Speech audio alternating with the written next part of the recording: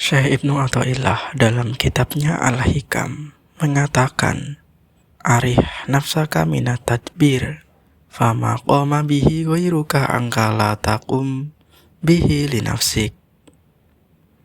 Artinya adalah, istirahatkan diri kalian dari menyusun rencana, berusaha keras, mengatur, pusing mikirin masa depan. Kenapa? Karena apa yang Allah tetapkan terjadi atasmu lewat orang lain, ya itu tidak akan pernah jatuh ke tanganmu, atau tidak akan pernah bisa kamu kerjakan sendiri. Dan apa yang sudah Allah tetapkan untukmu, itu pasti akan datang kepadamu. Tidak perlu kamu susah payah mengejarnya. Maksudnya apa? Maksudnya adalah berhenti pusing mengatur dunia, serahkan ke Allah Subhanahu wa Ta'ala.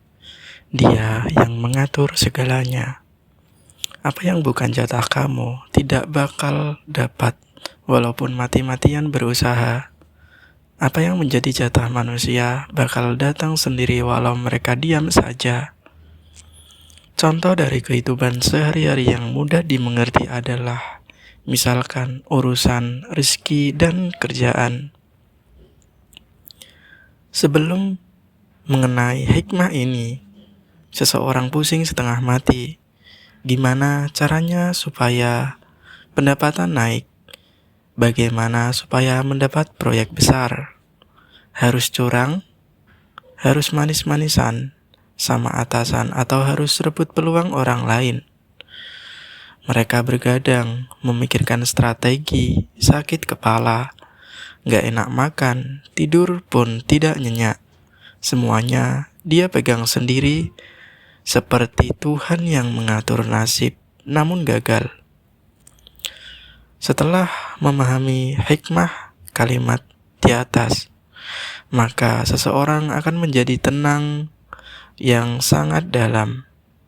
Ya, dia tetap kerja, tetap usaha, tapi hati tidak ikut merasakan begitu lelahnya. Dia berpikir, ya, aku kerjakan semampuku, sisanya urusan Allah Subhanahu wa Ta'ala. Kalau rezeki ini memang milik seseorang, mau dia diam pun dia datang nyamperin. Kalau bukan miliknya, mau direbut pun, mau curang atau mau mati-matian, ya bakal lari ke orang lain.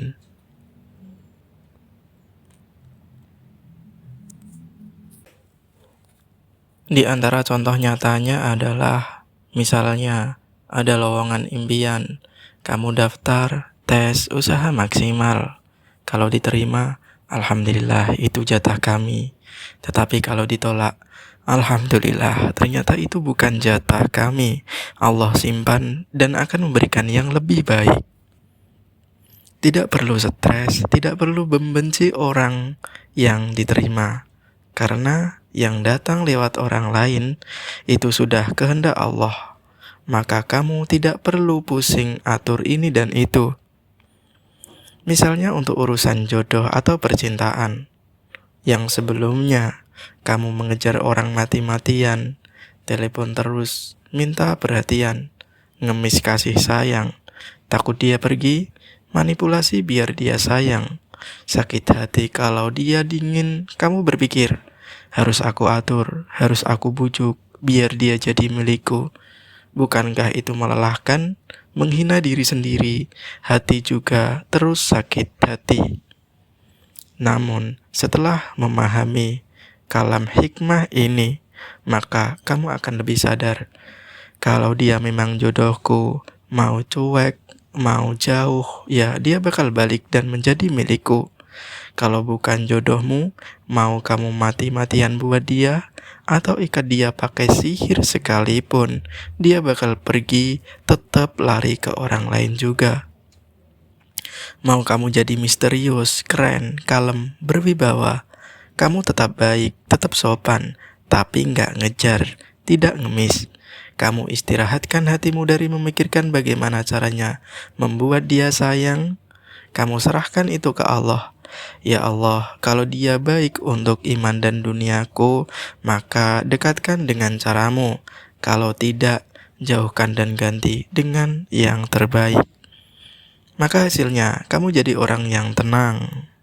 Orang yang tenang berkarisma. Bukankah orang lain malah makin suka denganmu karena kamu tidak terlalu mengejar mereka, tidak menghina diri sendiri? Kalau misalnya urusan orang lain dari fitnah atau musuh yang sebelumnya ketika orang ngomongin kamu, jelekin kamu, nyakitin kamu, mungkin kamu marah, dendam, mikirin cara balas dendam, mikirin cara nutup aib, mikirin cara hancurin nama mereka balik. Kamu menghabiskan energi cuma buat mikirin orang lain. Kamu mau mengatur pikiran dan mulut orang lain biar mereka baik sama kamu. Namun, sesudah memahami kalam hikmah ini, kamu akan ingat orang itu menyakitkan, menjelek-jelekan, itu semua atas izin Allah. Allah pakai mulut mereka, pakai tangan mereka buat kasih apa yang tertulis untukku. Jadi, mau aku marah, teriak, mau jelaskan 1000 kali pun, kalau Allah belum mengizinkan mereka berhenti, ya mereka tetap akan begitu. Dan apa yang seharusnya kamu terima dari mereka itu pasti akan sampai, tidak akan kurang sedikit pun. Dan apa yang bukan hak kamu tidak bakal menyentuh kulitmu. Kamu menjadi sangat kalem dan lebih tenang. Mau orang menjelek-jelekan, ya kamu bisa senyum aja, terus lanjut ibadah atau bekerja. Kamu mengistirahatkan diri dari usaha mengubah orang lain, karena mengubah hati orang itu urusan Allah. Itu hal yang sebenarnya bukan tugas kamu. Jadi jangan kamu membebankan dirimu sendiri, biarkan Allah yang mengatur mereka. Misalnya dalam urusan masa depan atau ketakutan yang sebelumnya mungkin kamu tidak bisa tidur memikirkan, nanti kalau aku sakit bagaimana, nanti kalau miskin bagaimana, nanti anak gagal gimana, nanti tua gimana. Ya, kamu sibuk menyusun skenario A, skenario B, rencana cadangan, takut kejadian buruk. Kamu mau mengendalikan masa depan supaya persis seperti maumu. Namun sesudah memahami ayat ini, kamu tarik napas panjang, tenangin hati, dan berkata, "Wahai diriku, istirahatlah. Kamu bukan pencipta. Kamu itu cuma makhluk yang mengatur besok, lusa, 10 tahun lagi, 20 tahun lagi. Itu Allah Subhanahu wa Ta'ala, bukan dirimu. Kamu sibuk memikirkan yang belum terjadi, padahal Allah sudah pegang kendali dengan sempurna. Apa yang tertulis untukmu, mau lari ke ujung dunia pun, Dia akan tetap menyusul. Apa yang tidak tertulis, mau sembunyi di benteng tertinggi, ya tidak bakal sampai.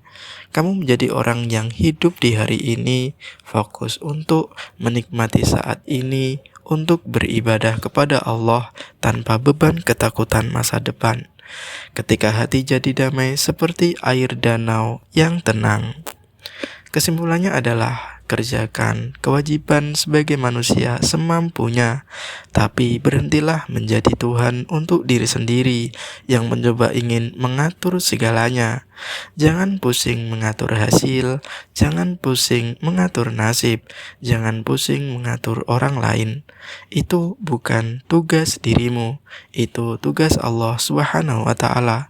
Kamu cuma perlu tawakal dan diam. Ada diam juga ada usaha, maka hidupmu akan menjadi lebih tenang, lebih berwibawa, dan lebih bebas.